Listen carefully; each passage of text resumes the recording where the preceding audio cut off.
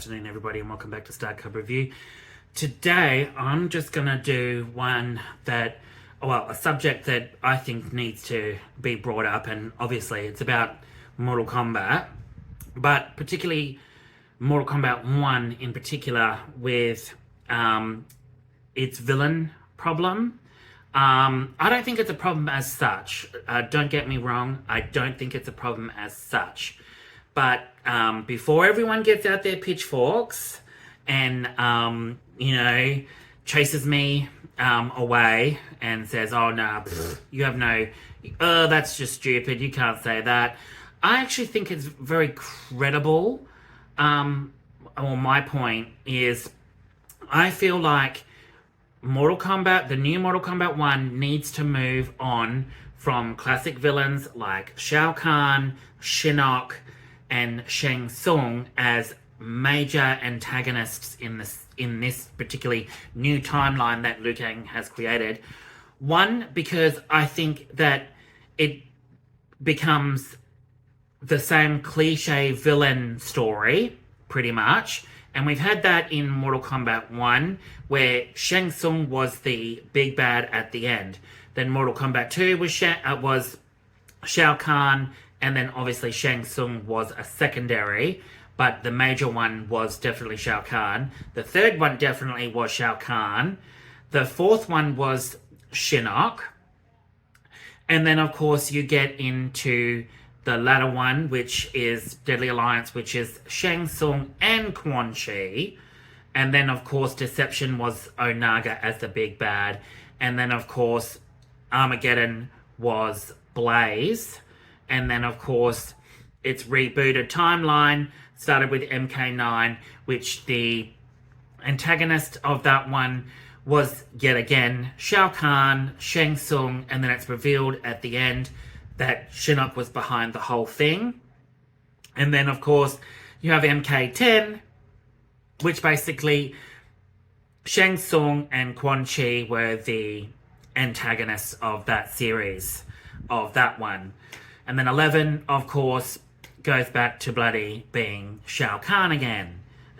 Shang Tsung in the DLC part of it. But I think that creates one problem. It's just the same cliche villain story. Two, I think for Mortal Kombat 1 to be a progressively new story, I know there's a lot of new backstories and origins to a lot of these characters. Some of them turn out good, some of them turn out evil, some of them turn out neutral. Who knows? Although it has been confirmed that, certain classic villains will be in it. Shang Tsung as DLC. But whether or not he's the main antagonist, I don't know. Shao Kahn, General Shao now, obviously, not Shao Kahn. General Shao.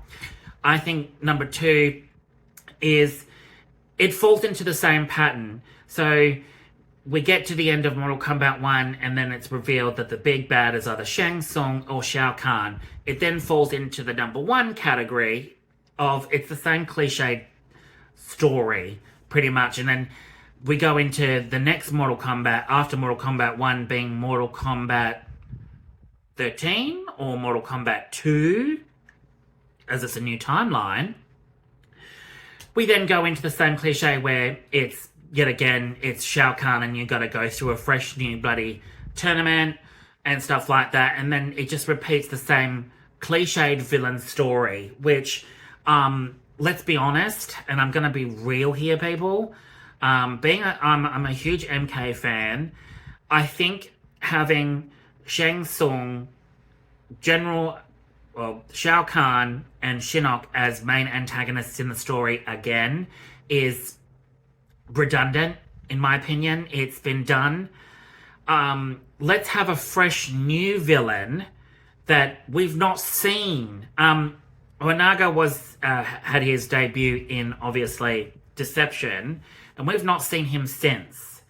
So if it is Onaga, then great. I would like to see what they do with Onaga for this one.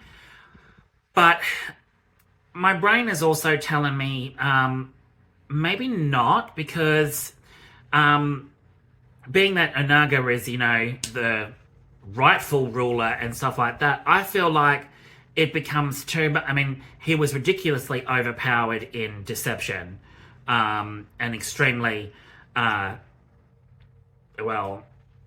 from what I can remember, you had to crack all his crystals or whatnot to actually do major damage to him. So that became a hassle in itself, especially if you're playing on the higher difficulties. He really came at you, and it's very much like Shao Kahn from the original Mortal Kombat games. Extremely hard. But I also feel like if Mortal Kombat 1 wants to progress and be a fresh new story, I think it needs to be a villain that we've never seen, or someone that rises up to the ranks to become the major antagonist of this story. I will pull up Garrus's bio, because it says in Garrus's bio, you know, he needs to neutralize the threat, but to know that, he needs to know who's pulling the strings. But then I will also pull up Liu Kang's bio, and it basically says in his bio that he needs to figure out who the antagonist is, that's trying to dismantle his new era, but it's from an enemy he could have never seen coming. Well, I don't think that's Shao Kahn, I don't think that's Shinnok, and I don't think that's Shang Tsung. He neutralizes those villains in a way that I think they will be secondary antagonists, maybe. I'm hoping. Maybe. I don't know. At this point, I really hope we rise up to new villains and new stories, rather than having the same cliched story that falls into the same category. Although I know it's a new era, but their motivations in that could turn out to be very similar to the original games and the 3D era games, which I kind of think it's been done. I think if NetherRealm Studios want to have a fresh new take on Mortal Kombat and a fresh new timeline, I think NetherRealm and Ed Boon need to really introduce us to a villain that we would never have anticipated that pops up through the ranks. And here's why it works for the story. Because you could have it where the big bad in this could be Reiko, or someone you never would have expected. Could be a good guy, eventually progressively going through the immersive story campaign. We come to find out that one of the good guys is slowly but surely succumbing to darkness and evil, and rises through the ranks and changes sides and becomes the major bad. I mean, you could take that angle, although a lot of people are saying that Liu Kang could be the major antagonist in this. Once again, that would be a number 3. It falls into, he's falling into the same line as Raiden, where Raiden was good and then becomes Dark Raiden and then becomes evil. I think if they pulled that route, I think, again, it's a cliched storyline that's been done with Raiden. Let's move on from that. Let's go into something fresh and new. I know Liu Kang is probably going to struggle with trying to get his new timeline to peace, but I also feel like he could have some struggles, like, did he do the right thing by restarting the timeline? Did he do this properly? Did he do that? Right, so he could have some internal struggles. Great.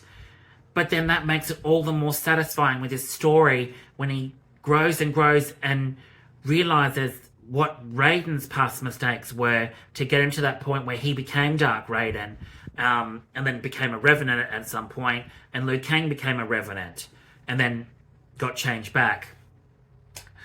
So you could go with a whole new angle, a new fresh villain, and get rid of the classic villains and have them as secondary, where they're secondary to the major overall antagonist of the story. And we could go into the next Mortal Kombat 2 or Mortal Kombat 13 with this new villain, and they get stronger and stronger, but then obviously adding other motives from other villains that try to inject themselves into the story as well and become they think that they're bigger and more powerful than this major antagonist. It can be done. I know a lot of people aren't going to agree with me, but I feel that, like I said, if Mortal Kombat 1 wants to progress, and I think for what they've done so far, it looks absolutely amazing. Don't get me wrong. I absolutely love the direction that they're going with this, but I think their biggest mistake would be if they fall into the same cliche villain story with Shang Tsung, Shao Kahn, and Shinnok, and then obviously Quan Chi is DLC, so we don't know how he will fit into the overall Mortal Kombat 1 story. But I'm kind of done with the whole Quan Chi's evil, Shinnok's evil, Shao Kahn's evil, Shang Tsung's evil, and they all have the same motivations in the end, although Shinnok's motivations were vastly different. And then of course you have Onaga, which, if it is Onaga, great. We haven't seen Onaga been worked on in a real long time, have a real good storyline. Deception, his storyline was amazing. But I also feel like, too, for this new timeline, they really, I personally really liked Shujinko as a character. And then I know in the Mortal Kombat 10 comics, they kind of changed his storyline and made, I don't know, I don't know the full thing there, but I really like Shujinko from Deception.